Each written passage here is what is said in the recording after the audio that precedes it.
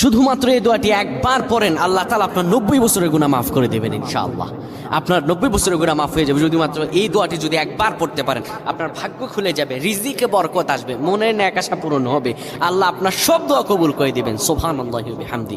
এত ফজিলত, এই দোয়াটা আপনারা শেয়ার করে দিবেন। এই যুবকেরা, আমল না করেও সওয়াব পাবা। তোমার একটি শেয়ারে, একটা বাটনে প্রেস করে তুমি সওয়াব পেয়ে যাবা। কারণ তুমি আমল না করো, অন্য কেউ যদি তোমার শেয়ারের বদৌলতে আমল করে, সওয়াব তুমি পেয়ে যাবা। নবীজির হাদিস। আমার ভাইয়েরা, আল্লাহর কাছে দোয়া করা, আল্লাহর কাছে দোয়া চাওয়া, এটি হলো মুমিনদের কাজ। আমার আল্লাহ বান্দাকে বলেন, বান্দারে উদউনি আস্তাজিব লাকুম, আমার কাছে চাও, আমার কাছে চাইলে আমি আল্লাহ তোমাকে দিয়ে দিব।